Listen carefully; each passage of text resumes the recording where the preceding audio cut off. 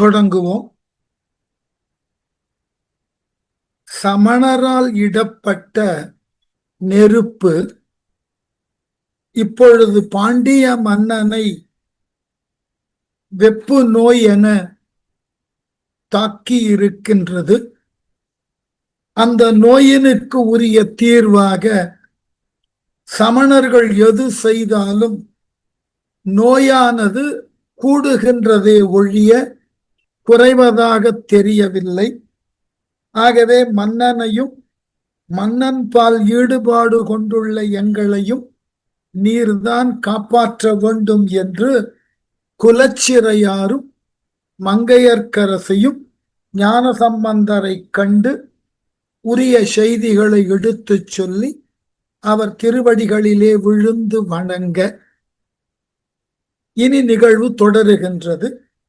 என்று அவர் உரைத்த போதில் எழில் கொள் பூம்புகலி வேந்தர் ஒன்றும் நீர் அஞ்ச வேண்டா, உணர்விலா அமணர் தம்மை இன்று நீர் உவகை எய்த யாவரும் காண வாதில் வென்று மீனவனை வெந்நீர் அணிவிப்பன் விதியால் என்றார்.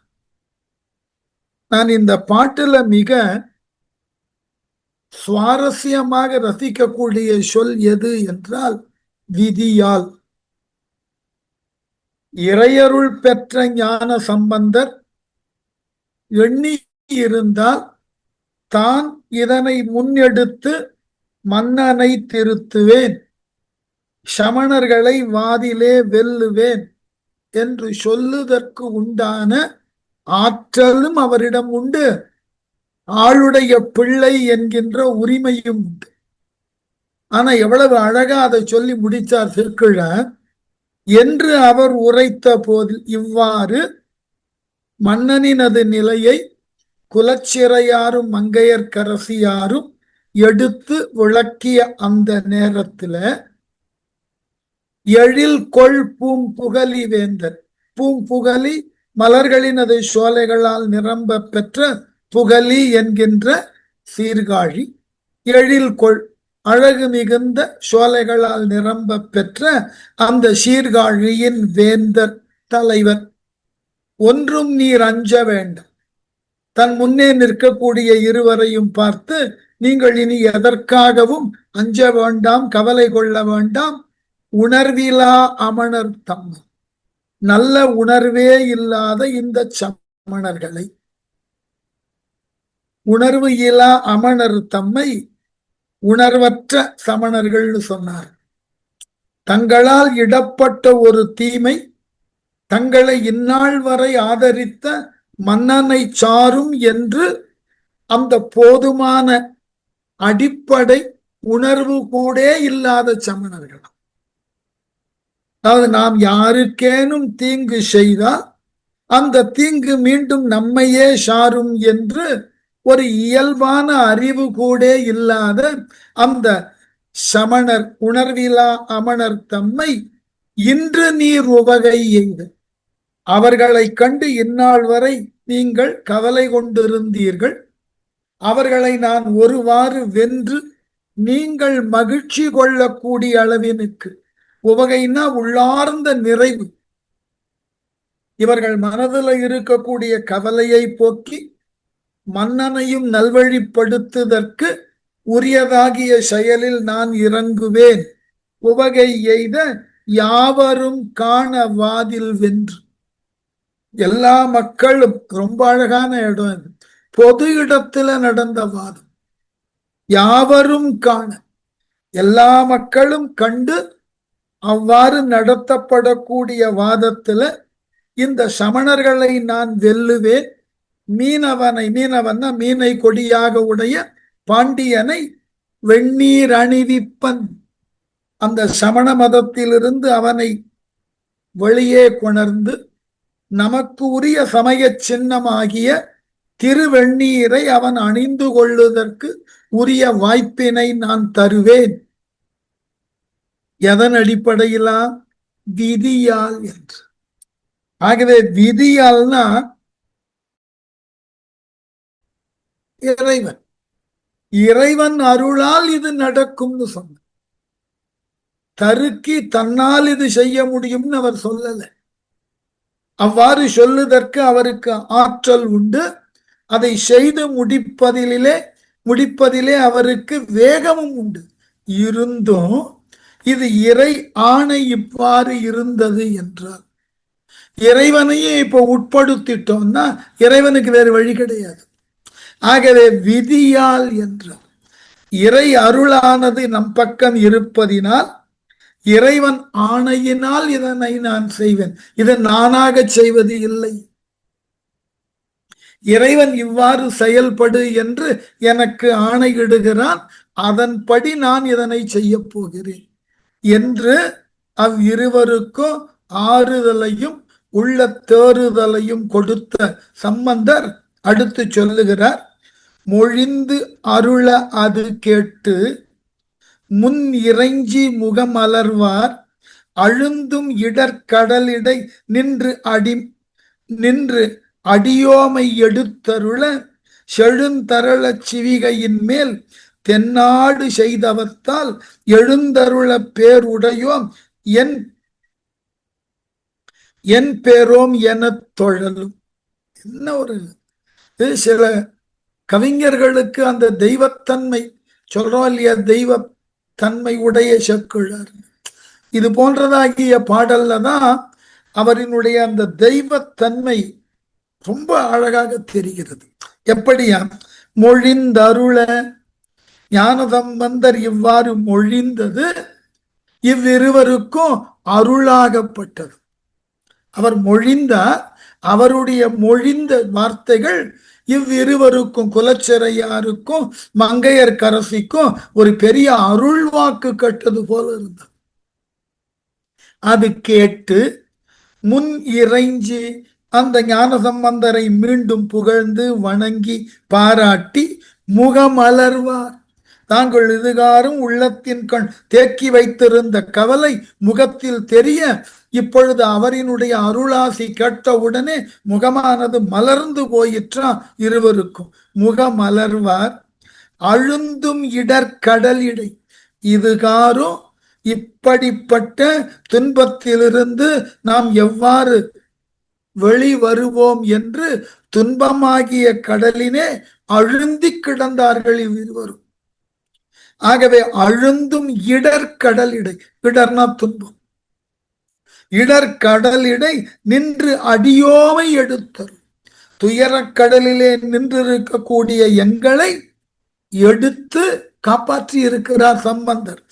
அடியோமை எடுத்து அருள, முழுகிக் கொண்டே இருக்கிறோம் துன்பத்துக்குள்ள, கை கொடுத்து எங்களை தூக்கி கரையில சேர்த்து அருளை காட்டின சம்பந்தருக்கு செழுந்தரள சிவிகையின் மேல், செழுமையான தரளம்னா முத்து, சம்பந்தரினுடைய முத்து சிவிகையில பல்லக்கில மேல் தென்னாடு செய்தவர். இந்த தென்னகம் செய்த புண்ணியம். ஞான சம்பந்தரை போன்ற அடியவர் இந்த தென்னகத்துல வந்தது இந்த நாடு செய்த புண்ணியம். இப்போ நமக்கு ஒரு சின்ன கேள்வி, இவர் அடியவராக வந்ததினால் சைவம் என்கின்ற மதமானது வளர்ந்தது, அது வாழுதற்கு உண்டான வாய்ப்பை பெற்றது. ஆகவே அந்த மதத்தை இறைவன் சிவனை பின்பற்றக்கூடியவர்களுக்கு இது பெரியதாகியதோர் நன்மை. ஆனால் இது எவ்வாறு நாடு முழுவதும், தென்னகம் முழுவதும் எப்படி ஒரு நன்மையாய் மாறியதுன்னா பக்தி அடிப்படை மட்டும் அல்ல. கொஞ்சம் நினைத்து பார்க்கணும். சில நேரங்கள்ல நான் பல முறை சொல்லுவேன், ஆனால் யாரும் அதை ஏற்றுக்கொள்ளுவதும் இல்லை, பின்பற்றுவதும் இல்லை. நடனம், இசை, இலக்கியம் இது போன்றதாகிய துறைகளில் ஆழங்கால் பட்ட ஒரு அறிவை பெற வேண்டும். ஆய்வினை செய்தற்கு உண்டான அளவிலே தங்கள் தகுதியை வளர்த்து கொள்ள முன்வருபவர்கள் இந்த தனித்த துறைகளை மட்டும் கற்றால் போதாது. கொஞ்சம் சமூகவியலை சேர்ந்து கற்க வேண்டும், அதனோடு வரலாறை சேர்ந்து கற்க வேண்டும், அதனோடு கொஞ்சம் நாட்டாறு வழக்காறுகளை கற்க வேண்டும். என்ன காரணம்னா, இந்த மூன்றும் தான் ஒரு சமூகம் என்றிலிருந்து எவ்வாறு எல்லாம் தன்னை பண்படுத்தி கொண்டிருக்கிறது என்கின்ற உண்மை புரியும். இப்ப இந்த சமணர்களுக்கு எதிராக சம்பந்தர் போன்றோர் ஒரு இயக்கத்தை உருவாக்கி வாய்ப்பு கிடைக்கின்ற பொழுதெல்லாம் வாதம் செய்து சமணர்களை வென்றார்கள் என்ற செய்தியினால சைவம் மட்டும் தழைக்கல. இந்த சமூகத்தினுடைய கலை, இந்த சமூகத்தினுடைய வழக்காறுகள், இந்த சமூகத்தினுடைய பண்பாட்டு சார்ந்த செய்திகள் பாதுகாக்கப்படுகின்றன. இத பலரும் புரிந்து கொள்வதில்லை. அந்நியர்கள் நம்ம நாட்டுக்கு வந்து இங்க பிழைக்க வந்தால் என்ன ஆகும்? அவர்களும் பிழைத்து விட்டு போகட்டுமே, சரிதான், இதெல்லாம் ரொம்ப தாராள மனதுதான். ஆனால் அவர்கள் வருகின்ற பொழுது அவர்களுக்கு உண்டான தேவையை, அவர்களுக்கு உண்டான பொருளாதாரத்தை மட்டும் பெற இங்க வரல. அவர்கள் வருகின்ற பொழுது அவர்கள் பண்பாடு சார்ந்த கூறுகளும் இங்கு வருகின்றன. அவர்களினுடைய பழக்க வழக்கங்களும் இங்கு வருகின்றன. அவர்களினோடு தொடர்புடைய கலை செய்திகளும் இங்கு வருகின்றன. வந்து என்ன ஆகிறது? இங்கு இருக்கக்கூடிய பாரம்பரியமான மொழி, கலை, பண்பாடு இவைகளினை மாற்றி விடுகின்றன. இது இப்பொழுது எவ்வளவு பெரிய ஆபத்துன்னு தெரியாது. காலப்போக்குல இப்ப நான் பழைய காலத்துல இருந்த ஒரு செய்தி இப்ப இருக்கான்னு பாரு, அப்ப தெரியும் இந்த பண்பாட்டினால் ஏற்பட்ட சிதைவு, பண்பாட்டு களத்தில் ஏற்பட்ட சிதைவு. இப்ப பழைய காலங்கள்ல, பழைய காலம்னா ஒரு 100 ஆண்டுகளுக்கு முன்பு இதே தமிழகத்துல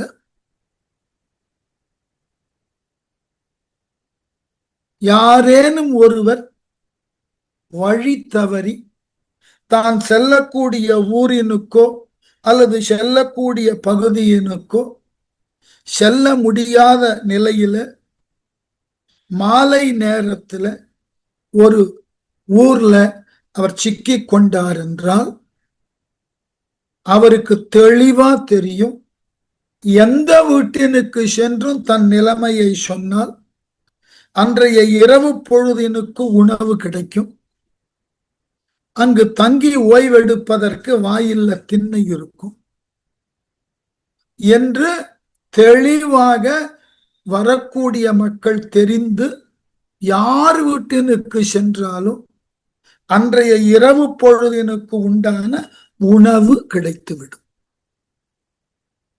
இதுக்கு நீங்க ரொம்ப தொலைவுல போய் ஆராய்ச்சி எல்லாம் பண்ண வேண்டாம்.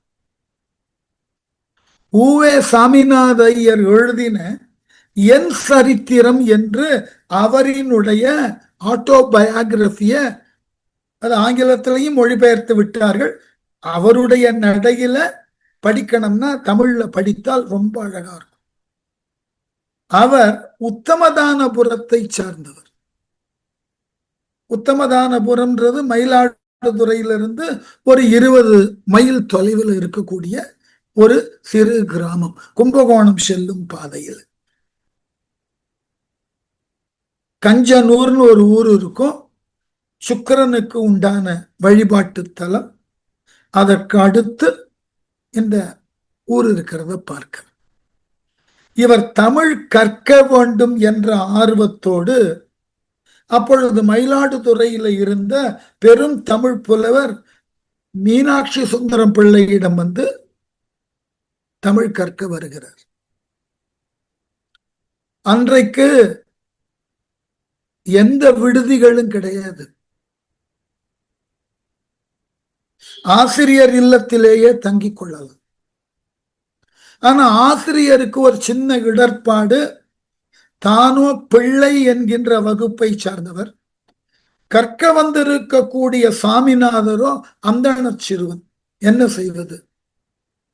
அப்போ அந்த ஊர்ல அவர் இருந்த பகுதியில உண்டான ஏனைய பிற அந்தண குடும்பங்கள்கிட்ட போய் கேட்கிற, இப்படி என்னிடம் ஒரு மாணாக்கன் வந்து படிக்க இருக்கிறான், அவன் பெருமளவு வசதி கிடையாது, ஆகவே அவனுக்கு உண்டான உணவை தர முடியுமான்னு கேட்பதற்கு முன்பாக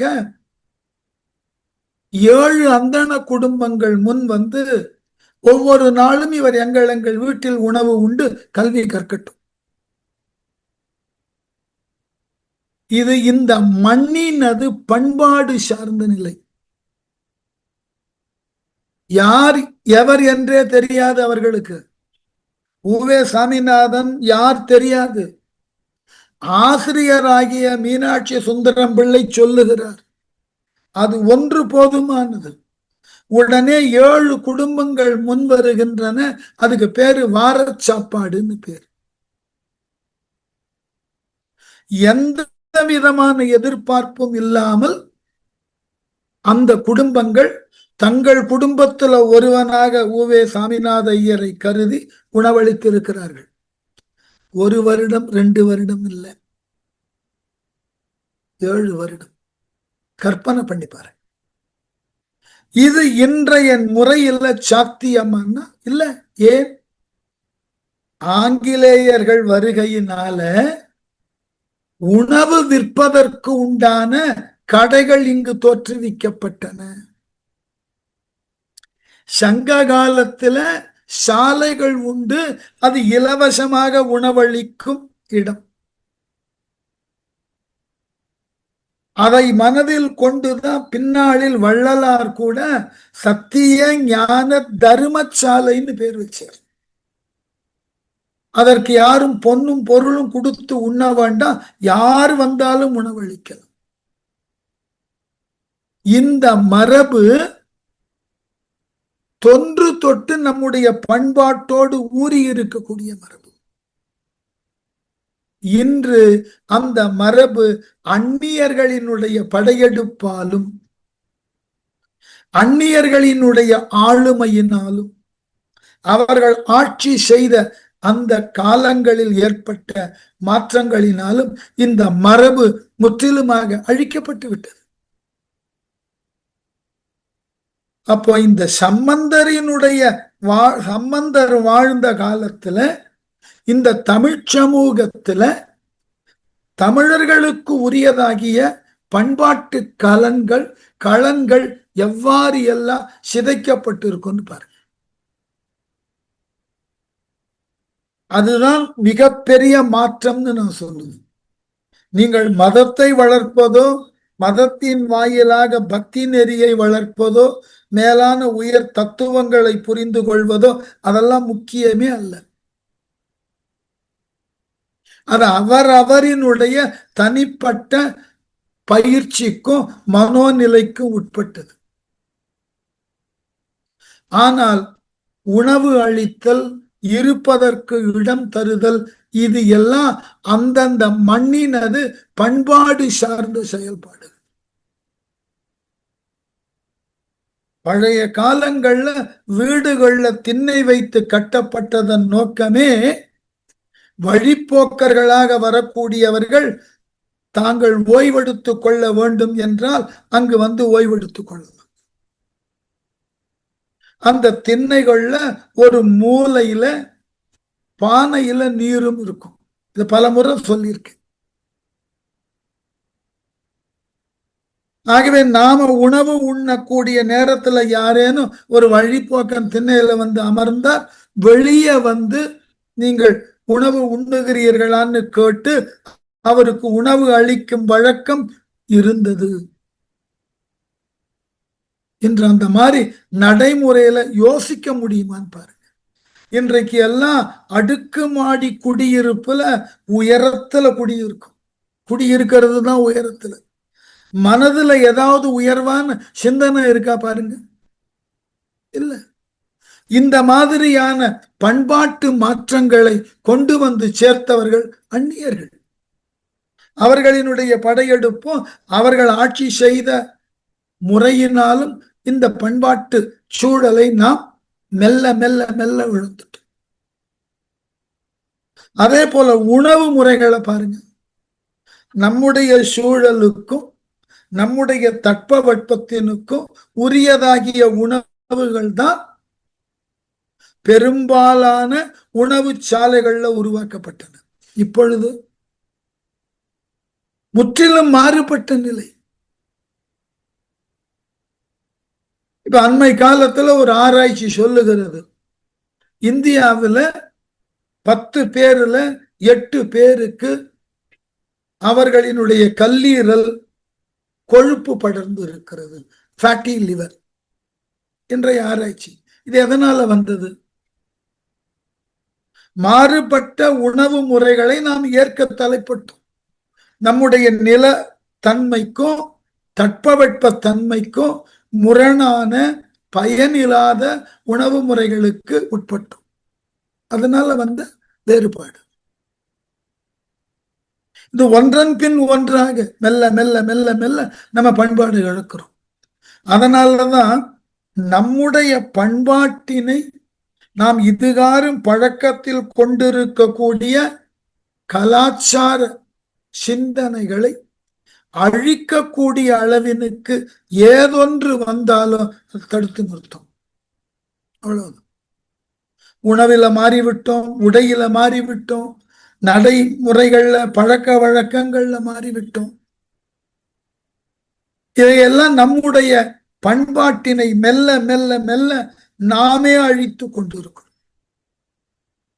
அதனாலதான் அந்த தென்னாடு செய் தவம் எழுதினத நோக்கம் அது. சம்பந்தர் வெறும் பக்தியை மட்டும் வளர்க்கல. ஒரு சிலருக்கு தெரியும், அண்மை காலத்துல நான் ஒரு பேச்சு கச்சேரியில கூட பேசினேன். தமிழ் மரபு சார்ந்த கவிதைகள்ல பல புதுமைகளை செய்து தமிழையும் பாதுகாத்தவர் சம்பந்தர். அவர் ஒருவர் தான் தமிழினது தொல் இசையான பன்மரபுகளை அதிகமாக கையாண்டு நிறைய பண்களை கொண்டு பதிகம் பாடினவர். இதெல்லாம் நம்ம நாட்டினுடைய தொல் இசை, நம் நாட்டினது தொல் மொழியினுடைய கட்டமைப்பு. இது எல்லாமாக பாதுகாக்கப்பட்டது அவரால். அவர் தைரியமா சொல்லிக் கொள்ளலாம், நற்றமிழ் பரப்பும் நாளும் நல் ஞான சம்பந்தன் சொல்லலாம். அந்த தகுதி அவருக்கு முழுக்க உண்டு.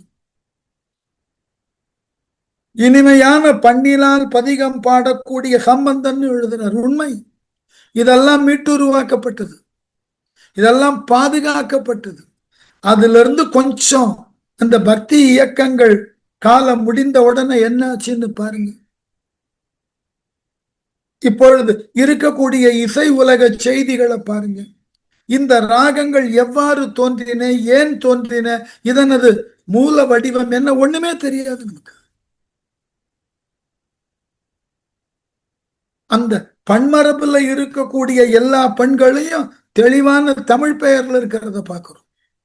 ஆனால் இன்றைய ராக மரபில் இருக்கக்கூடியவை எல்லாம் தமிழ் சொற்கள் மிக குறைவு.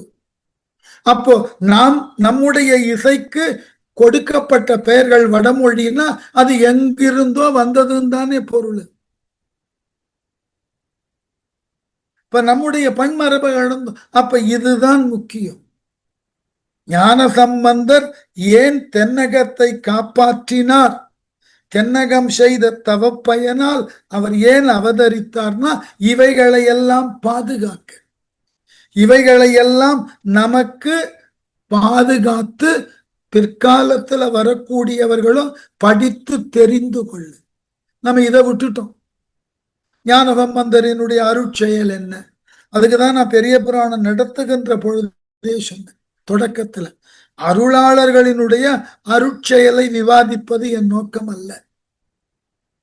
அந்த அருட்செயல்களை செய்தல் என்பது அன்றைய சூழல்ல சரியோ தவறோ செய்தார்கள். அதை நம்மால் ஆராய்ச்சி பண்ண முடியாது. ஆனால் அவர்களால் விட்டு செல்லப்பட்ட இலக்கியங்கள்ல, தேவார பதிகங்கள்ல கையாளப்படக்கூடிய பண்களும் மொழி நடையும் யாப்பு வடிவங்களும் இன்றளவும் பேசப்பட்டு கொண்டு இருக்கிறது. அதுதான் முக்கியம். அவ்வளவு பாடல் எழுதின ஞான சம்பந்தர் யோசிச்சு பாருங்க. ஒரு வட சொல் இல்லாமல் தன்னுடைய தேவாரத்தை எழுதியிருக்கிறார். அவர்தான் அதிகமா தேவாரம் எழுதியவர். ஒரு வட சொல் கூட இல்லை. இறைவன் பெயரோ ஊர் பெயரோ இறைவி பெயரோ வட சொல் இல்லாமல் இன்று நம்மால் ஒரு 5 நிமிடம் பேசக்கூடிய காலகட்டத்தில் பிற மொழி கலக்காமல் நம்மால் பேச முடிகிறதான்னு பாருங்க. சில வடமொழி சொற்களை பெய்து பேசுவோம், இல்லை என்றால் ஆங்கிலத்தை கலந்து பேசுவதுதான் இன்றைய நாகரீகத்தின் வெளிப்பாடுன்னே கொண்டு இருக்கும். இப்ப இது ஒரு பெரிய அழிவு இல்லையா? நாம பேசக்கூடிய மொழியில ஆங்கிலத்தினுடைய சொற்களை அதிகமாக கலந்து பேசுதல் என்பது இந்த மொழிக்கு செய்யக்கூடிய அழிவு செயல் இல்லையா? இததான் சம்பந்தர் தடுக்கிறார். தனித்தமிழ்ல எது இல்லை தமிழ்ல? எல்லாவற்றையும் தனித்தமிழ் கொண்டு அவரால் பாட முடிஞ்சது அத்துணை 1000 பாடல்கள். நம்மால 5 மணித்துளிகள் பேச முடியல நம்முடைய தாய்மொழியாகிய தமிழை பிற மொழியினுடைய கலப்பு இல்லாமல். அதனாலதான் சொல்றேன், தென்னாடு செய்தவம் இன்னமும் இந்த தென்னாடு இன்னும் பல தவங்கள் செய்யணும். காலம் காலமா இது போன்ற அறிஞர்கள் உள்ள வரணும். வந்தால்தான் நம்முடைய பண்பாட்டையும் மொழியையும் நம்முடைய இலக்கிய கலை மேன்மைகளையும் பாதுகாக்க முடியும். இல்லை என்றால் அழிந்து போகும். இதற்குன்னு ஒரு கூட்டம் செயல்பட்டு கொண்டே இருக்கிறது அழிப்பதற்காக. தெரிந்தே செய்கிறார், தெரிந்தே செய்கிறார்கள். அதுதான் வருத்தம். நான் இப்படித்தான் செய்வேன் என்று திட்டமிட்டு செயல்படுகிறார். அப்போ தென்னாடு என்கின்ற ஒன்று ஒரு காலத்துல தமிழகம்தான் தென்னாடு. அப்ப இந்த தென்னகத்தினுடைய பாரம்பரிய கலைகள், பாரம்பரிய மொழி செல்வாக்குகள் எதையும் இழக்கக்கூடாது. இன்று நாம் எப்படி எல்லாம் நம்ம மொழியை சிதைத்திருக்கிறோம்னு பாருங்க. நம்முடைய இசையை எவ்வாறு எல்லாம் தவறுதலாக செயல்படுத்துகிறோம்னு பாருங்க. நான் அந்நிய மொழிக்கோ அந்நிய கலைகளுக்கோ எதிரியானவன் இல்லை. ஆனால் அவைகளை கொண்டு நம்முடைய கலைகள் எங்காகிலும் அழியக்கூடிய சூழலுக்கு வந்தால் அப்ப எதிர்த்துதான் ஆகும். வேற வழி கிடையாது. நமது பக்கத்து வீட்டுல யார் வேணாலும் குடியிருக்கலாம், நாம் அதை எதிர்க்க வேண்டாம். ஆனால் அவ்வாறு குடியிருப்பவர்கள் மெல்ல மெல்ல என்னுடைய அன்றாட செயல்பாடுகள்ல தங்கள் தலையை நீட்டினார்கள் என்றால் போடத்தான் வேணும், தலையிலேயே போடத்தான் வேணும். இதெல்லாம் யோசிக்க கூடாது. இதை பெரும்பாலும் நாம புரிந்து கொள்வதில்லை. சமய இலக்கியங்கள் ஏன் பெரிதாக பேசுகிறோம்னா அது கடவுள் நம்பிக்கையை வழிபாட்டு முறையை மட்டும் நமக்கு கற்றுத்தரல. நம் மண் சார்ந்த கலாச்சார கலை பண்பாட்டு மொழி இலக்கியம் இவைகளை சரியான முறையிலே உணர்த்துகின்றன. அவை அதை நாம் இழந்திருக்கிறோம். எனக்கு ரொம்ப வருத்தம் உண்டு. வீடுகள்ல அனுதினமும் காலையில ஓரிரு தேவாரங்களை கடவுள் முன்னாடி நம்மால பாட முடியல. மாறாக நான் மீண்டும் சொல்லுகின்றேன், வடமொழிக்கு நான் எதிரி அல்ல. வீடுகள்ல சுப்பிரபாதம் ஒலிக்கிறது, விஷ்ணு சகசர நாமம் ஒலிக்கிறது, பசுகோவிந்தம் ஒலிக்கிறது. ஏன் மாறாக அந்தந்த பொருண்மைகளில் இருக்கக்கூடிய அதனை காட்டிலும் காலத்தில் முன்னோடியான தேவார பதிகங்களை ஏன் ஒலிக்க முடியல? ஒரு சின்ன மேற்கோள் சொன்னா புரியும் நினைக்கிறேன். சிலர் அந்த சூழல்ல இருந்து இருப்பீர்கள். 2006 நான் கலாக்ஷேத்ராவில் பணிபுரிதற்கு சென்றேன். அதுல இருந்து ஆரம்பித்து 24 வரைக்கும் இருந்தேன், 2024 வரைக்கும். அப்ப பணியில் சேர்ந்த காலத்துல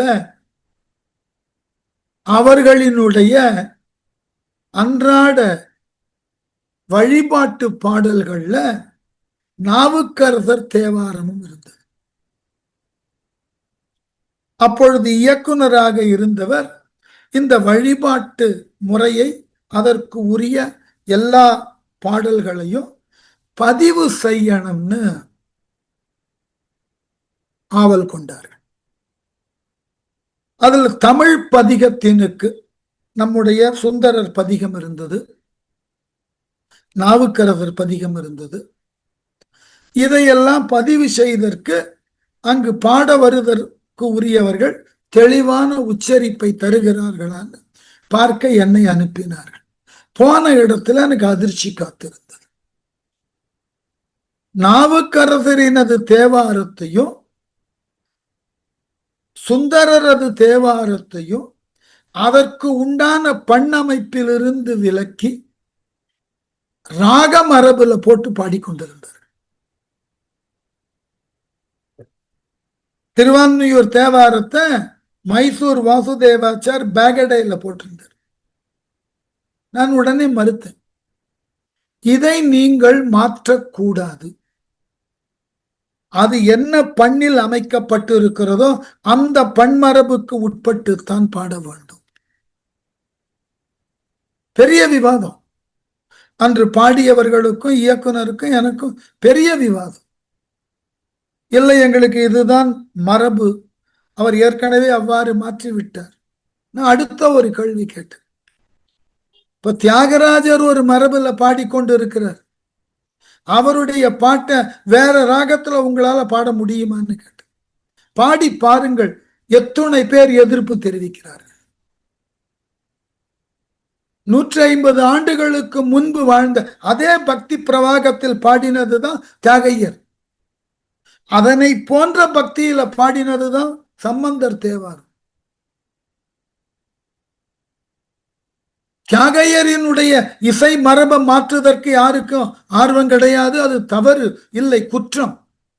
அதனால் சம்பந்தரை மாற்றலாமா, நாவுக்கரசரை மாற்றலாமா?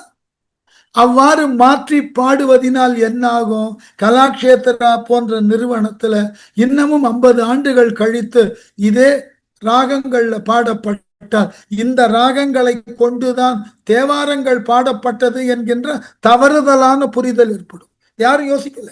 இப்படித்தான் பண்பாட்டு அழிக்கிறது. நம்ம தமிழகத்துக்கு ரொம்ப பெருமை உண்டு, ரொம்ப பெரிய பெருமை உண்டு. பேரு தமிழ்நாடு, தமிழகம். ஆனால் இங்குதான் தமிழ் இசைக்குன்னு ஒரு இயக்கத்தையே உருவாக்க வேண்டிய தேவை ஏற்பட்டது. ஏன்னா அந்நிய இசையிலிருந்து நம்ம மொழியினுடைய இசையை காப்பாற்றிக் கொள்ள ஒரு இயக்கத்தை உருவாக்க வேண்டிய துர்பாகியம் தமிழகத்துல தான் ஏற்பட்டது.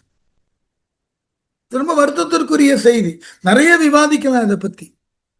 அதனால்தான் நான் இந்த இடத்த சொல்றேன், தென்னாடு செய் தவ பயன் இது வரணும். நம்முடைய கலாச்சாரத்தை, நம் பண்பாட்டு சூழலை அழிக்கிறதுக்கு நாமே முன்வந்து நிற்றல் என்பது அருவருக்க தகுந்தது.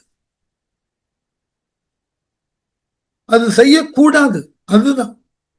அதனால இவர் பக்தியை மட்டும் வளர்க்கல, சம்பந்தரினுடைய செயல்பாடு நம்முடைய பண்பாட்டை மீட்டுருவாக்கியது. இழந்து கொண்டிருப்பவனெல்லாம் மீண்டும் மேல்நிலைக்கு வந்தது. எவ்வளவு பெரிய செய்தி தெரியுமா? அது இவர் செய்த இறை இகவுன்னு சொல்றோம் இல்லையா, மிராக்கிள்ஸ், அது காலப்போக்கில் மறைஞ்சு போகும். அதன் மீது ஒரு நம்பிக்கையின்மை கூட வரலாம். இப்படி எல்லாம் செய்தற்கு வாய்ப்பு இல்லைன்னு அதை கூட நாம ஏற்றுக்கொள்ளலாம். ஆனால் மொழிக்கு அவர் கொடுத்த பங்களிப்பு, நம்முடைய மண்ணினது இசைக்கு கொடுத்த பங்களிப்பு எவ்வளவு பெரிய விஷயம். யாரும் யோசிப்பதே இல்லை. அதுதான் எனக்கு வருத்தம். அதனால தென்னாடு செய்தவத்தால் எழுந்தருள பேருடையோ, என்ன அழகான இடம் பாருங்க. இந்த தென்னாடு செய்த தவப்பயனினால் ஞான சம்பந்தர் இந்த மதுரையம்பதிக்கு எழுந்து அருளுதற்கு நாங்கள் புண்ணியம் செய்திருக்கிறோம் என்று மங்கையர்க்கரசியும் குலச்சிறையாரும் கருதினார்களாம்.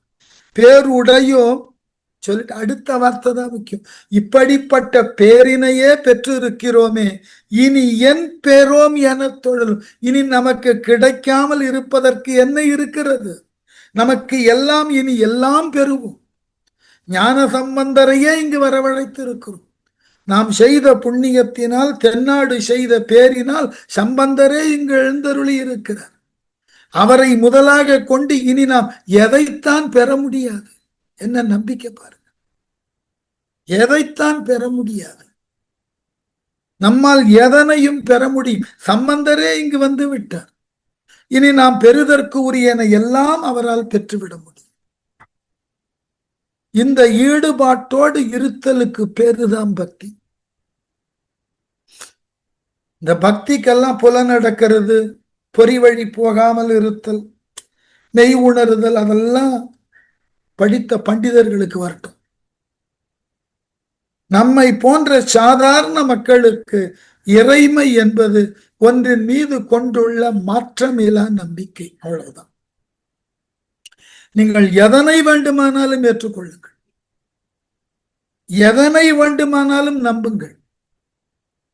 நீங்கள் எதனை நம்ப தொடங்குகிறீர்களோ அதன் மீது மாற்றம் இல்லாத உறுதியான நம்பிக்கையை மட்டும் கொண்டு செயல்படுங்கள். அது பக்தி.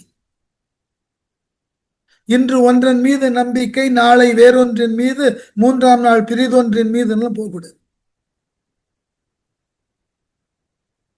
சென்றோம் என்றால் நம்மால் எதனையும் முழுமையுமாக அறிந்து கொள்ள இயலாது.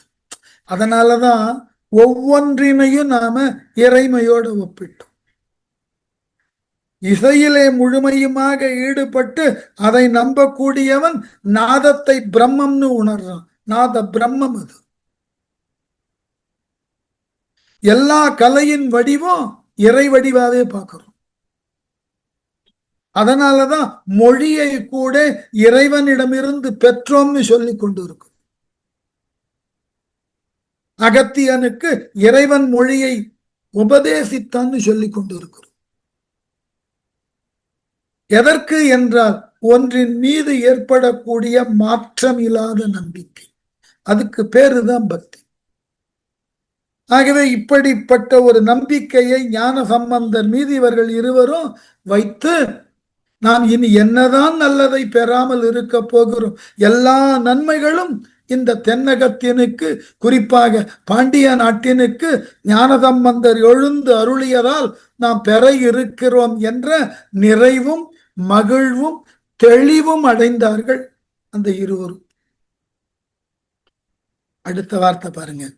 ஆவதும் அழிவும் எல்லாம் அவர் செயல், அமணராகும் பாவகாரிகளை நோக்கும் பழுதுடன் நீங்க வெல்லச்சே உயர் கொடியினார் தம் திருவுள்ளம் அறிவேன் என்று பூவலர் பொழில் சூழ் சண்பை புறவலர் போதுகின்றார். என்ன ஒரு அழகான தத்துவம்னு பாருங்க. ஆவதும் அழிவும் எல்லாம் அவர் செயல். இந்த அவர் என்பத ஆங்கில எழுத்தா இருந்தா எல்லாமே பெரிய எழுத்துல எழுதியுள்ளோம். தமிழ்ல அந்த வாய்ப்பு கிடையாது இல்லையா? அவர்னா மாற்றம் இல்லாத இறைவன் அர்த்தம். மாற்றங்களே இல்லாது இருக்கக்கூடிய இறைவன் அவர்னு மரியாதையா கொடுத்தார். எப்படி? ஆவதும் அழிவதும், ஒன்றினை ஆக்க வேண்டும் என்றாலும் ஒன்றினை அழிக்க வேண்டும் என்றாலும் இறைவன் ஒருவனால் தான் முடியும். நீங்கள் மற்றைய எல்லாவற்றையும் செய்து விடலாம். மற்றைய எல்லா செயல்பாடும் நமக்கு இயல்பாக வரலாம். ஆனால் ஒன்றினுக்கு உயிர் கொடுப்பதும் ஒன்றினது உயிர் எடுப்பதும் இறைவனால்தான். அப்ப நாமெல்லாம் வெட்டுவது இல்லையா, உயிர் போவதில்லைன்னா நீங்கள் அங்கு கருவியாக நிற்கிறீர்கள். அவ்வளவு கருவியாக நிற்கிறோம். அது நாம முனைந்து செய்ய முடியாது. அதனால சம்பந்தர் எவ்வளவு தெளிவா இருக்கார். அவர் செயல் அமணராகும் பாவகாரிகளை நோக்கும். சமணராய பாவம் செய்பவர்களை பார்க்கவும் பேசவும் மற்றும் சில செயல்கள் செய்யவும் நேர்தலால் வரும் குற்றங்களெல்லாம் அவ்வவ் செயல்களுடன் நீங்கவும் பாவகாரிகளை நோக்கும் பழுதுடன் நீங்கும்.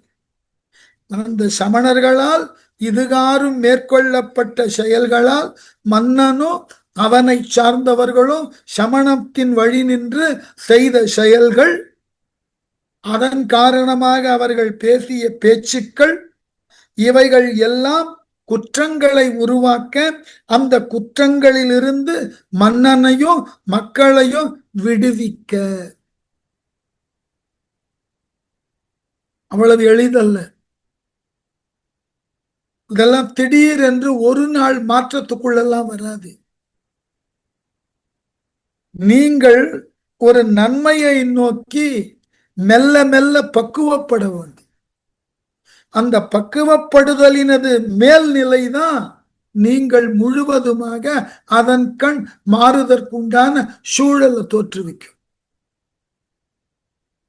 ஏதோ அந்த சொடுக்கு போடுவது போல ஒன்று தோன்றி உடனே மாறுவதுன்னு நடக்காது. அதனால இது படிப்படியாக தான் மாற்ற வேண்டும். நீங்க வெல்ல சே உயர் கொடியினர், ஷேனாக்க ரிஷபம்னு அர்த்தம், காளை. காளை கொடியை உயர்த்தியவராகிய சிவனார் கொடியினார் தம் திருவுள்ளம் அறிவேன் என்று. ரிஷப கொடியை உயர்த்தியவராகிய சிவபெருமானினது திரு உள்ளத்தை நான் அறிவேன் என்று ஞான சம்பந்தர் சொல்லுகிறார். அறிவேன் என்று திரு உள்ள குறிப்பை, சிவனாரின் திரு உள்ள குறிப்பை நான் அறிவேன் என்று சொல்லி, எதற்காக நான் இங்கு வந்திருக்கிறேன், நான் இருந்த இடத்துல ஏன் தீ மூட்டப்பட்டது, அந்த தீ எவ்வாறு மன்னனை சென்று தாக்கியது, மன்னன் வெப்பு நோயால் ஏன் தடுமாறுகிறான், அதை தீர்க்க நான் ஏன் அழைக்கப்படுகிறேன், இது எல்லாமே இறைவனினது திருவுள்ளம். இந்த தெளிவு வந்துட்டதுன்னா நமக்கு வாழ்க்கையில எப்பொழுதும் சிக்கல் வராது. நாம வாழ்க்கையில அனுபவிக்கக்கூடிய நன்மையோ தீமையோ நலமோ நோயோ எல்லாம் அவனால் தரப்படக்கூடிய ஒன்று. இத நம்மாழ்வார் ஒற்ற வரியில சொல்லிட்டு போயிட்டார். அவரவர் இறையவர் அவரவர் வினை அடைய நின்றனர். நமக்கு எது எவ்வாறு எவ்வளவில் நடக்கப்பட வேண்டும் என்பது அவ்வாறே அவ்வளவிலே நடந்து தீரும். இதெல்லாம் நோ எக்ஸ்கியூசஸ். வினை கோட்பாடு என்பது கழிப்ப கழிதலுக்கு பெருதான் வினை. நீங்கள் வினையை மாற்ற நினைத்தாலோ நீக்க நினைத்தாலோ முடியாது. பல முறை அதை சொல்லியிருக்கேன். அப்புறம் எதுக்கு பக்தினா, ஒரு வினையை நீங்கள் கழிக்கின்ற பொழுது அதனால் ஏற்படக்கூடிய உபாதைகளை பொறுப்பதற்கு இறை வழிபாடு மன உறுதியை தருவதற்கு. அவ்வளவுதான். அந்த மன உறுதியை தருவதற்கு இறை வழிபாடு. அவ்வளவுதான். அந்த இறைவனை வழிபட்டதனால உங்க வினையெல்லாம் போகாது.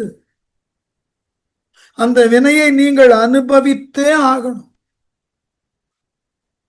அது மனதாலோ உடலாலோ நம்மை சார்ந்து இருக்கக்கூடிய சுற்றத்தாலோ அது ஏதாகிலும் ஒரு தீமையை தரத்தக்கதாக இருந்தால் அனுபவித்தே ஆகணும். அதுல இருந்தெல்லாம் விடுதலை எல்லாம் கிடையாது. அப்ப எதுக்கு பக்தி? இவ்வாறு அனுபவிக்கின்ற பொழுது நமது உள்ளம் தளரலாம், மனம் தடுமாறலாம், அறிவு மாற்று நிலையில சிந்திக்கலாம். இது எல்லாம் வேண்டாம். ஒருமித்த சிந்தனையோடு நமக்கு உரியதாகிய வினையை நாம் கழிப்போம் என்கின்ற மனோதிடத்தை தருதற்கு தான் பக்தி. நான் போன வகுப்பில் அதுதான் சொன்னேன். கடவுள்கிட்ட போயிட்டு எனக்கு இதனைத்தான் என்று வேண்டுதற்கு பதிலாக இதுவரை தந்ததற்கு எல்லாம் நன்றி சொல்லுங்கள் போதும். நன்றி சொல்லுங்கள் போதும், அவ்வளவுதான். இப்படிப்பட்டது ஒரு வாழ்க்கையை கொடுத்திருக்கிறாய், நன்றி சொல்லுங்கள். நம்முடைய அன்றாட தேவைகளை பூர்த்தி செய்து கொள்வதற்கு உரிய வாய்ப்பை, வாழ்க்கை முறையை, அதை பெறுவதற்கு உண்டான பொருளாதார வளத்தை கொடுத்திருக்கிற நன்றி சொல்லுங்கள். இந்த நன்றி சொல்லுதல் தான் நம்முடைய உள்ளத்துல ஒரு பெரிய நம்பிக்கையை உண்டு பண்ணும். இதுகாரும் இறைவன் கொடுத்ததற்கெல்லாம் நாம் நன்றி பாராட்டுகிறோமே, அதனால் இறைவன் நமக்கு கொடுத்த சோதனையை கூட அவன் போக்குவான். பொழியக்கூடிய மழையிலிருந்து தப்புவிக்க மழையை வேண்டாம்னு சொல்ல முடியாது. ஆனா அந்த மழையின் ஊடே நடக்கிறதுக்கு அவரவர் வசதிக்கு ஏற்றார் போல ஒரு பிளாஸ்டிக் கவரோ அல்லது ஒரு கொடையோ இல்ல ரெயின் கோட்டோ போட்டுக்கலாம். மழை என்பது பொதுவானது, வினை அனுபவம் என்பது பொதுவானது. அதன் ஊடே செல்லுதற்கு, அது உங்களை பெரிதும் பாதிக்காமல் இருப்பதற்கு, அதை எதிர்நோக்குவதற்கு, தாங்குவதற்கு நீங்க எடுத்து செல்லக்கூடிய குடை போல, ரெயின் கோட் போலதான் பக்தி. அதுவும் இல்லாமல் எத்தனை பேர் மழையில நனைந்து கொண்டே போகிறான். அவனை பார்க்க நீங்கள் ஏதோ ஒரு விதத்தில் புண்ணியம் செய்திருக்கிறீர்கள், அவ்வளவுதான். ஆகவே நன்றி பாராட்டும். இங்க சொன்னார், பழுதுடன் நீங்க வெல்ல சேவுயர் கொடியின் அர்த்தம் திருவுள்ளம் அறிவேன் என்று. இறைவன் சிவபெருமான், ரிஷப கொடியை உயர்த்தியவனாகிய சிவபெருமான் அவன் மனத்திலே எண்ணி இருக்கிறான். இந்த சமணர்களை வென்று மீண்டும் இந்த தமிழகத்துல சைவத்தை உருவாக்குவதற்கு அவன் எண்ணி இருக்கிறான். அதனை நான் அறிவேன் என்று பூவலர் பொழில் சூழ் சண்பை, பூக்களால் நிரம்ப பெற்ற சோலைகளால் சூழப் பெற்ற ஊராகிய சண்பை சீர்காழி புறவலர் போகுகின்றார் என்று சீர்காழி தலைவராகிய சம்பந்தர் அரண்மனையை நோக்கி போனார். என்ன ஒரு விளக்கம்? தீயவரை காணுதலும் தீயவர் சொல் கேளுதலும் அவர் செயலுக்கு இணங்கி நடத்தலும் தீதுதான்.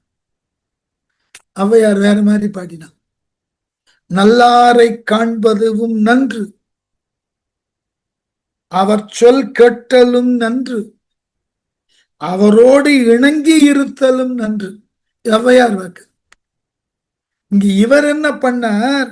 இந்நாள் வரை சமணர்களோடு சேர்ந்து சேர்ந்து மன்னனும் மன்னனை சார்ந்த மற்றவர்களும் தீயவர்களாகிய சமணர்களை கண்டும் அவர்களோடு பேசியும் அவர்களால் சொல்லப்படக்கூடிய செயல்களை செய்ததும் தீங்கு. இப்படி செய்ததினால் ஏற்பட்ட குற்றங்களை இறைவா நீ நீக்கி அருள வேண்டும். இதான் சம்பந்தர் வேண்டுகோள். தான் சென்று நீக்குவதா சொல்லவே இல்லை அவர். இது போன்றதாகிய தவறுகளை, தீயனவற்றை மன்னனும் மற்றவர்களும் செய்திருக்கிறார்கள். ஆகவே அந்த தீமையினால் விளைந்த துன்பத்திலிருந்து அவர்களை நீ போக்க வேண்டும், அந்த துன்பத்திலிருந்து அவர்களை நீ காக்க வேண்டும். சம்பந்தரினுடைய மேலான சிந்தனை அதுதான். நான் அதை போய் செய்கிறேன்னு சொல்றதில்லை. ஆகவே இந்நாள் வரை தவறான ஒரு மத கோட்பாட்டை பின்பற்றி அதுவே சரி என்று எண்ணி தவறினுக்கு மேல் தவறாக பலவற்றை செய்து அதனால் வாடிக்கொண்டிருக்கக்கூடியவர்கள் தாங்கள் இதுகாரும் செய்தது தவறு என்று உணர்ந்து அதிலிருந்து விலக வேண்டும். அதற்கு இறைவா நீ உன் அருளை தரும். காரணம் என்னன்னா, பன்னெடுங்காலம் பழகிய ஒன்றிலிருந்து நம்மை நாம விலக்கி கொள்ளுதல் என்பது அதன் பின் புதிய பாதையை தேர்ந்தெடுத்தல் என்பது அவ்வளவு எளிதான காரியம் அல்ல. நடக்கவே நடக்காது. அதற்கு மனத்தில் ஒரு உறுதி இருக்கணும், அறிவில ஒரு தெளிவு இருக்கணும். இது ரெண்டும் இல்லாத நிலையில நம்முடைய பழமைகளை மீட்டுருவாக்க முடியாது, ரொம்ப கடினம். அதனாலதான் அதனை தரத்தக்க மனதை இறைவன் அருள வேண்டும்னு கேட்டார். திருவுள்ளம் அறிவேன் என்று அதனை தருதற்காக இறைவன் முன்வருகிறான். அதனை நான் அறிவேன் என்று உணர்கிறார் சம்பந்தன். எவ்வளவு மேலான சிந்தனைன்னு பாரு. நான் செய்கிறேன் இல்லை சொல்லிட்டு வையகம் உய்ய வந்த வள்ளலார் மடத்தினின்று மெய்யணி நிற்று தொண்டர் வெள்ளமும் தாமும் போந்து கையினை தலையின் மீது குவிய கண் மலர்ச்சி காட்ட செய்யவர் சடையார் மன்னும் திரு ஆலவாயுள் புக்கார். மன்னனை பார்க்கறதுக்கு முன்னாடி ஆலவாய் அண்ணலிடம் சென்று வழிபாடு செய்து அப்புறம் மன்னனை பார்க்க போலாம். எப்படியா? வையகம் உய்ய வந்த வள்ளலார், இந்த உலகு காப்பாற்றப்படுதல் வேண்டும் என்பதனுக்காகவே அவதாரம் செய்தவர் ஞானசம்பந்தர். ஒரு அவதாரம். வையகம்னா இந்த உலகில் வாழக்கூடிய மக்கள். அதனால்தான் என்ன சொல்லுகிறார்கள்? சைவமும் தமிழும் தழைத்து இனிது ஓங்குக. நான் தொடக்க காலத்துல கற்ற என்னுடைய புலவர் பட்டத்தை தந்த எங்கள் தருமைபுர ஆதீனத்தினுடைய கோட்பாடே இதுதான், பிரயாம்பிள்.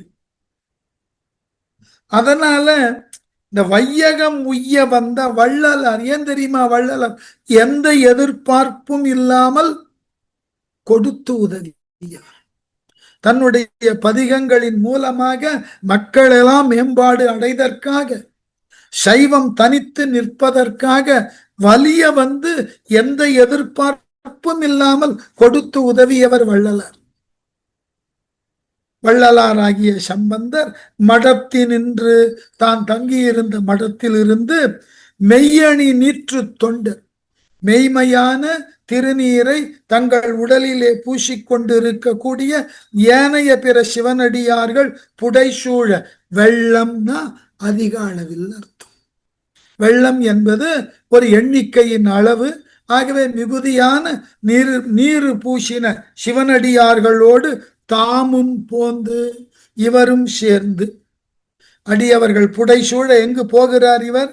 கையினை தலையின் மீது குவிய, ரெண்டு கையையும் தலைக்கு மேல குவித்து கொண்டார். இறைவன் அப்படித்தான் வணங்கணும். இறைவனை வணங்குதல் என்பது தலைக்கு மேல கை குவியணும். இன்னைக்கு எல்லாரும் இறைவனை கும்பிடுறது போற வழியில ஏதோ இறைவனுக்கு டாட்டா சொல்லிட்டு போற மாதிரி. தலையின் மீது கைகள் குவிய கண் மலர்ச்சி காட்ட, கண்ணுல அந்த நிறைவு தெரியணும். அந்த இறைவனை கண் குளிர காண போகிறோம்னு திறந்த கண்களோடு, மனது திறந்தால் கண்கள் திறக்கும். மனதுல கபடம் சூது இருந்தா கண்கள் சுருங்கும். திறந்த கண்கள்லாம் மனதும் திறந்த நிலையில் இருந்தால்தான் கண்கள் திறக்கும். மலர்ச்சி காட்ட செய்யவர் சடையார், சிவந்த செஞ்சடை உடையவராகிய சிவபெருமான் மன்னும் நிலை பெற்றிருக்கக்கூடிய திரு ஆலவாயுள் புக்கார்.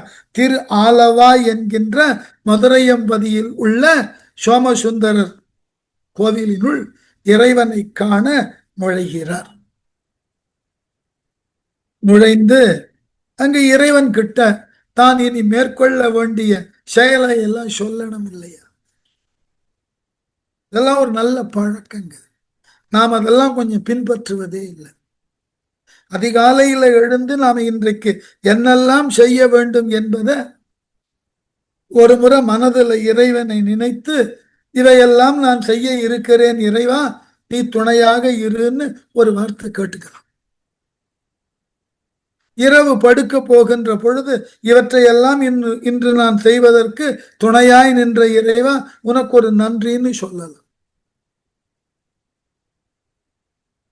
காரணம், நம்மை அறியாமல் நாம் மேற்கொள்ளக்கூடிய செயல்கள்ல சில தவறுகள் ஏற்பட்டு விடலாம். நம்மை அறியாமல் ஏற்படும். நாமெல்லாம் முழுமையானவர்கள் இல்லை. we are not perfect, கிடையாது. இப்ப நம்மை அறியாமல் தவறுகள் ஏற்படும். அந்த தவறுகளிலிருந்து நம்மை காத்து கொள்ளணும். ஒன்று, நாம் செய்யக்கூடிய அந்த தவறான செயல்களினால் பிறருக்கு எந்த ஒரு இடர்பாடும் வந்துவிடக்கூடாது. ஆகவே ஒரு முறை மனசுல சொல்லி பார்த்துக்கலாம், சார் ஒன்றும் இல்லை, தேர்வு எழுதுறோம், கடைசி சில மணித்துளிகள்ல நாம எழுதியதெல்லாம் சரியா முறையா எண்ணிட்டு இருக்கிறோமா, எவற்றினுக்கெல்லாம் அடிக்கோடு இட வேண்டும் அதையெல்லாம் செய்து இருக்கிறோமான்னு ஒரு மீள்பார்வை பார்க்கறது இல்லை. அதுபோல நாம் இன்றைக்கு என்ன செய்ய இருக்கிறோம் அதை ஒரு முறைப்படுத்தி மனதினுள் சொல்லி, இறைவா நீ துணை நின்று இவைகளை எல்லாம் செய்தற்கு உதவு. என்ன தப்பாயிடும்? இதுல என்ன கெட்டு போயிடும்? ஒண்ணும் கெட்டு போகாது. நான் ஒவ்வொரு நாளும் இத்துணை பாடல் நடத்த வேண்டும்னு எண்ணி அதை நடத்துவதற்கு வாய்ப்பை கொடுத்துடுன்னு கேட்டுட்டு தான் ஆரம்பிக்கிறேன். சில நாள் நான் எண்ணிய அளவு பாடத்தை நடத்த முடியல, சில நாள் எண்ணியதை காட்டிலும் அதிகமா நடத்த முடிகிறது. காரணம் என்ன? அதிகமா நடத்த முடியாததற்கு காரணம் எப்படி சொல்லி விளங்க வைப்பதுன்னு எனக்கு தெரியாமல் என்னுடைய குறை அறிவு தடுமாறுது. அதிகமா சொல்லிட்டு போறேன்னா போதும், இதுவரைக்கும் எனக்கு இவ்வளவுதான் தெரியும்னு நான் தப்பித்துக் கொள்ளும். இதற்கு எல்லாம் ஒரே வழி என்ன? இறைதான். நான் கூட சொன்னாலும் குறைய சொன்னாலும் அந்த நம்பிக்கை தான் எனக்கு. அந்த அடிப்படை சிந்தனை வேணும். அதனால திரு ஆலவாயினுள் நுழைந்து அங்கு இறைவனை வணங்கி தான் இனி மேற்கொள்ளக்கூடிய செயலுக்கு ஒரு அறிவிப்பினை செய்கிறார். நோக்கிட விதியிலாரை நோக்கியான் வாது செய்ய தீக்கணல் மேனியானே திருவுளமே என்று எண்ணில் பாக்கிய பயனாய் உள்ள பாலரா வாயர் மெய்மை நோக்கி வண்டமிழ் செய் மாலை பதிகம்தான் நுவலலுற்றார். அழகான இடம். போய் இறைவன் கேட்கிறார், நான் அந்த சமணர்களை வாரில் வெல்ல வேண்டும் என்பது உனது திருவுள்ளம் என்றால் அப்படியே செய்கின்றேன். எப்படியா? நோக்கிட விதியிலாரை. ரொம்ப அழகான விஷயம். நோக்கிட விதியிலாரை, நோக்குதற்கு தகுதியில்லாத சமணர். அவனெல்லாம் பார்த்து பேசவே முடியாது. அப்படிப்பட்டவர்களை பார்த்தல் என்பது நம்ம தகுதிக்கு இழுக்குன்னு நினைக்கிறது. விதியிலாரை நோக்கி பார்ப்பதற்கே தகுதி இல்லாதவர்கள் அவர்கள். ஏனென்றால் அவரை போல் நானும் ஒரு சமயத்தை பின்பற்றக்கூடியவன் ஒன்னு நேரடியா என்கிட்ட வந்து வாதம் பண்ணியிருக்கணும், இல்லை என்னிடம் நேரடியாக வந்து கேட்கவாவது செய்திருக்கணும். மாறாக நான் இருந்த இடத்தினுக்கு தீ வைத்தார்கள். அப்படிப்பட்ட தீயவர்களை நான் போய் பார்த்தல் என்பதே எனக்கு முடியாது, அது எனக்கு இழுக்கு. அப்படிப்பட்ட சூழல்ல நான் அவர்களை சென்று பார்த்து நோக்கி யான் வாது செய்ய, அவர்களோடு விவாதம் செய்ய, தீக்கணல் மேனியானே, சிவந்த தீயினை போன்று சிவந்த மேனியினை கொண்டுள்ள இறைவனை, பொன்னார் மேனியன் நீ, மேனியானே திருவுளமே என்று எண்ணில், உங்களது திருவுள்ளத்தில் இந்த வாதத்தை நான் சமணர்கள் பால் செய்ய வேண்டும் என்று நீங்கள் எண்ணி விட்டீர்கள் என்றால் அப்படியே செய்கிறேன்.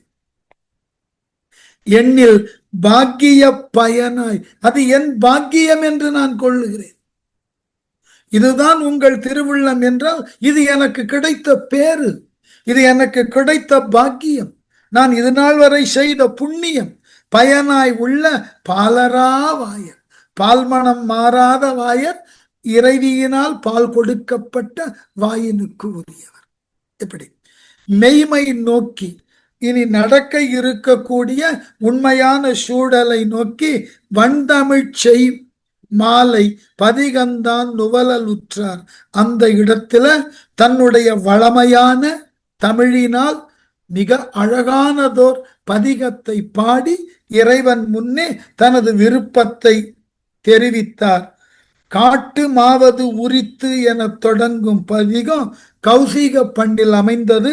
வேத வேள்வியை என தொடங்கும் பழம் பஞ்சுர பண்ணில் அமைந்த பதிகம். இந்த 2 பதிகங்களை பாடி இறைவனிடமிருந்து உத்தரவு பெறுகிறார். சமணர்களை வாதில் வெல்லுதற்கு இறைவனிடம் உத்தாரம் தாரும் என்று இவ்விரு பதிகங்களை பாடி இறைவனிடம் முறையாக வேண்டி அவரது மனக்குறிப்பை உணர்ந்து சமணர்களோடு வாதத்தினுக்கு தன்னை தயார்படுத்தி கொண்டு மன்னன் இருக்கக்கூடிய இடத்திற்கு செல்ல முயற்சிக்கிறார். என்ன செய்தார் என்பதை அடுத்த வகுப்புல தொடரும்.